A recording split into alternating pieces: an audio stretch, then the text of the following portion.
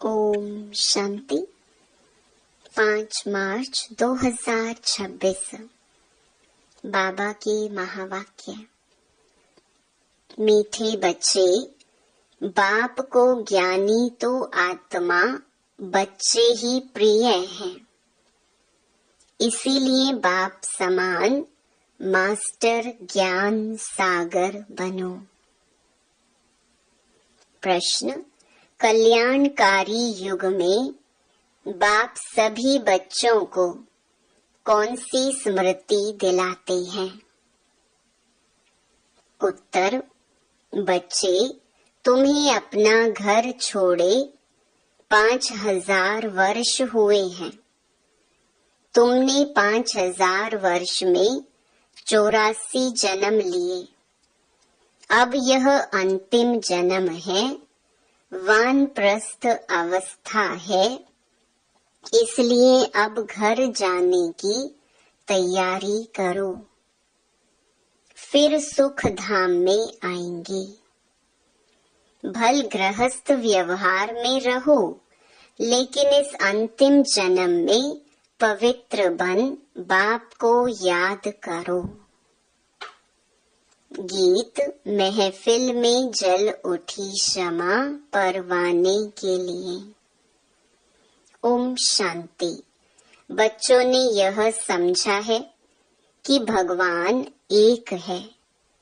God is one. सभी आत्माओं का पिता एक है।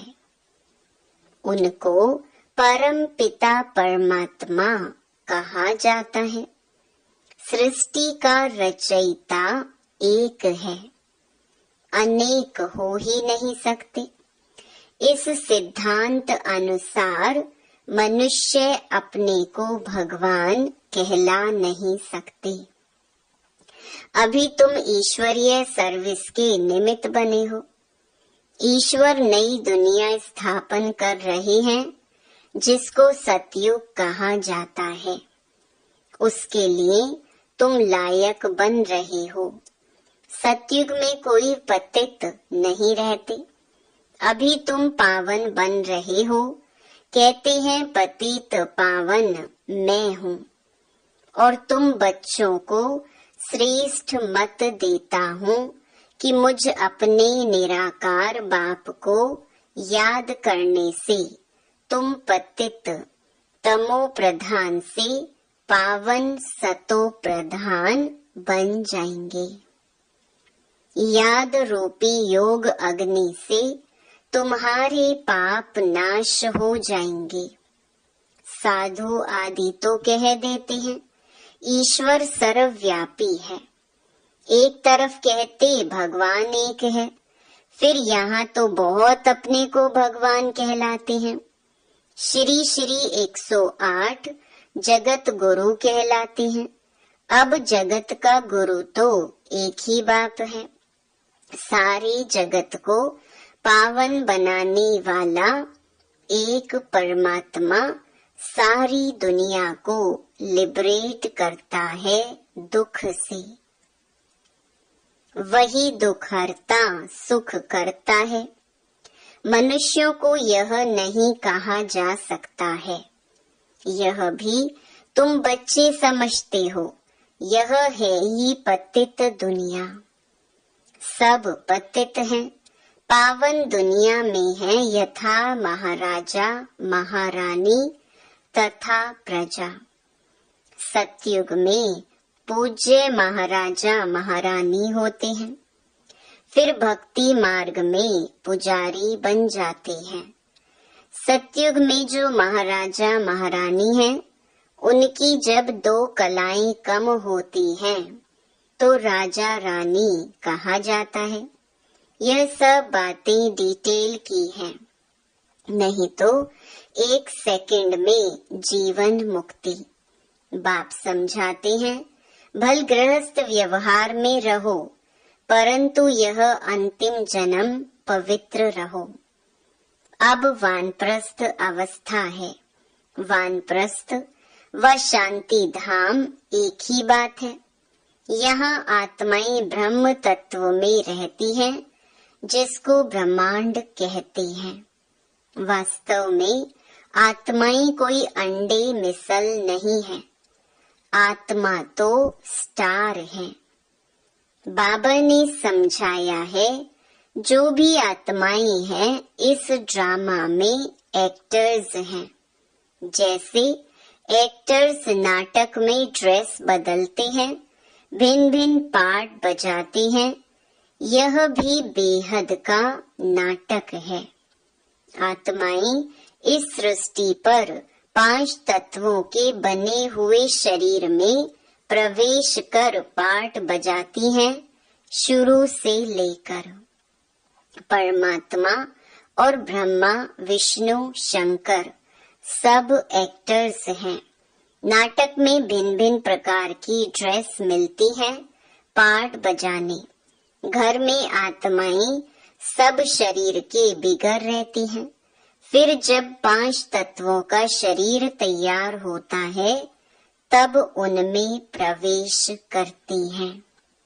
84 शरीर मिलते हैं तो नाम भी इतने बदलते हैं। आत्मा का नाम एक है। अब शिव बाबा तो है ही पतित पावन, उनको अपना शरीर नहीं है, शरीर का आधार लेना पड़ता है। कहते हैं मेरा नाम शिव ही है, भल पुराने शरीर में आता हूँ, इनके शरीर का नाम अपना है, इनका व्यक्त नाम है, फिर अव्यक्ति नाम पड़ा है। एक धर्म वाला दूसरे धर्म में जाता है तो नाम बदलता है।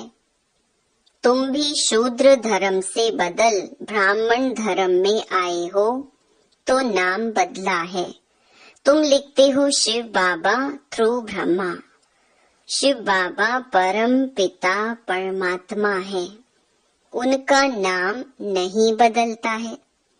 शिव बाबा ब्रह्मा द्वारा स्थापना करा रहे हैं आदि सनातन देवी देवता धर्म की, जो प्रायलोप हो गया है। जो पावन पूज्य थे वे ही पतित पुजारी बनते हैं। 84 जन्म पूरे किए हैं। अब फिर से देवी देवता धर्म स्थापन होता है।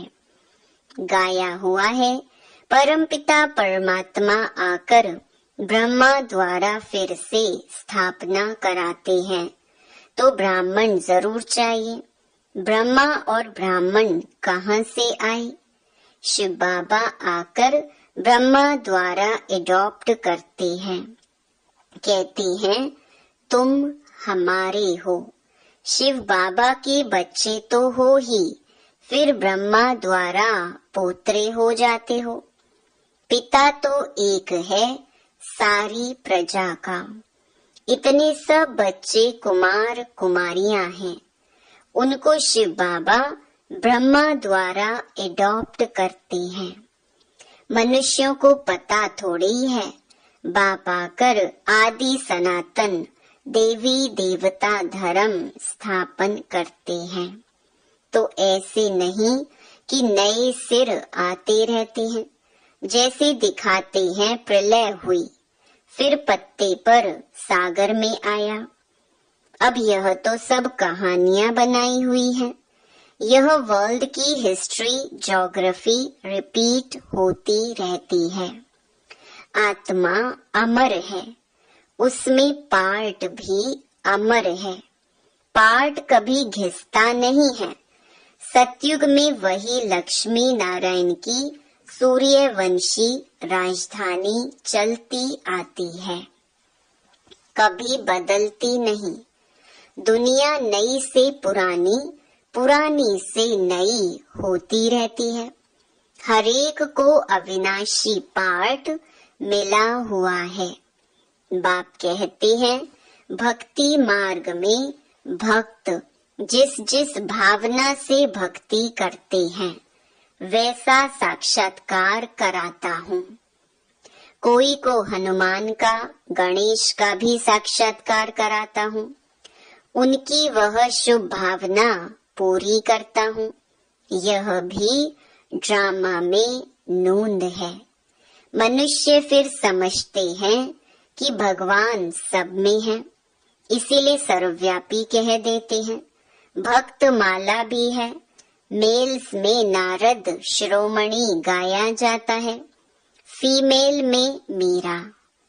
भक्त माला अलग है, रुद्र माला अलग है, ज्ञान की माला अलग है। भक्तों की माला कभी पूजते नहीं। रुंड माला, वैजयंती माला पूजी जाती है। ऊपर है फूल, फिर मेरू, फिर हैं बच्चे जो राज गद्दी पर बैठते हैं। वैजयंती माला ही विष्णु की माला है। भक्तों की माला का सिर्फ गायन होता है। यह रुद्र माला तो सब फेरते हैं। तुम भक्त नहीं ज्ञानी हो। बाप कहते हैं मुझे ज्ञानी तो आत्मा प्रिय लगती है। बाप ही ज्ञान का सागर है। तुम बच्चों को ज्ञान दे रहे हैं। माला भी तुम्हारी पूजी जाती है। 8 रत्नों का भी पूजन होता है, क्योंकि ज्ञानी तो आत्मा है, तो उनकी पूजा होती है। अंगूठी बनाकर पहनते हैं, क्योंकि यह भारत को स्वर्ग बनाते हैं। पास विद ऑनर होते हैं, तो उनका गायन है। 9वां दाना बीच में शिव बाबा को रखते हैं, उसको कहते हैं 9 रतन। यह है डिटेल की समझानी। बाप तो सिर्फ कहते हैं बाप और वर्षे को याद करो तो तुम्हारी विकर्म विनाश होंगी, फिर तुम चले जाएंगे। पतित आत्माएं पावन दुनिया में जा न सके। यहाँ सब पतित हैं। देवताओं के शरीर तो पवित्र निर्विकारी है। वह है पूज्य, यथा राजा रानी तथा प्रजा पूज्य हैं। यहाँ सब हैं पुजारी। वहाँ दुख की बात नहीं। उनको कहा जाता है स्वर्ग सुख धाम। वहाँ सुख संपत्ति शांति सब थी, अब तो कुछ नहीं है, इसीलिए इसको नरक उनको स्वर्ग कहा जाता है। हम आत्माएं शांति धाम में रहने वाली हैं। वहाँ से आती हैं पार्ट बजाने। 84 जन्म पूरे भोगने पड़ते हैं। अभी दुख धाम है, फिर हम जाते हैं शांति धाम, फिर सुख धाम में आएंगे। बाप सुख धाम का मालिक बनाने, मनुष्य से देवता बनाने पुरुषार्थ करवा रहे हैं। तुम्हारा है यह संगम युग। बाप कहते हैं मैं कल्प के संगम युगे आता हूँ, युगे युगे नहीं। मैं संगम युग में एक ही बार सृष्टि को बदलने आता हूँ। सतयुग था, अब कलयुग है, फिर सतयुग आना चाहिए। यह है कल्याणकारी संगम युग। सबका कल्याण होना है। सबको रावण की जेल से छुड़ाते हैं। उनको दुखहर्ता सुख करता कहा जाता है। यहाँ सब दुखी हैं। तुम पुरुषार्थ करते हो सुख धाम में जाने के लिए। सुख धाम जाना है तो पहले शांति धाम में जाना है। तुमको पाठ बजाते बजाते 5000 वर्ष हुए हैं। बाप समझाते हैं तुमको अपना घर छोड़े 5000 वर्ष हुए हैं। उसमें तुम भारतवासियों ने 84 जन्म लिए हैं। अब तुम्हारा अंतिम जन्म है। सबकी वानप्रस्थ अवस्था है, सबको जाना है। गायन भी है ज्ञान का सागर व रुद्र। यह है शिव ज्ञान यज्ञ। पतित पावन शिव है, परमात्मा भी शिव है। रुद्र नाम भक्तों ने रख दिया है, उनका असुल नाम एक ही शिव है। शिव बाबा प्रजापिता ब्रह्मा द्वारा स्थापना करवाते हैं। ब्रह्मा एक ही है। यह पतित फिर वही ब्रह्मा पावन बनता है तो फरिश्ता बन जाता है, जो सूक्ष्म वतन में दिखाते हैं। वह दूसरा ब्रह्मा नहीं है, ब्रह्मा एक है। यह व्यक्त वह अव्यक्त। यह संपूर्ण पावन हो जाएंगे तो सूक्ष्म वतन में देखेंगे, वहाँ हड्डी आदि होती नहीं। बाबा ने समझाया था, जिस आत्मा को शरीर नहीं मिलता है वह भटकती रहती है, उनको भूत कहते हैं। जब तक शरीर मिले तब तक भटकती है। कोई अच्छी आत्मा होती है, कोई बुरी होती है, तो बाप हर एक बात की समझानी देते हैं।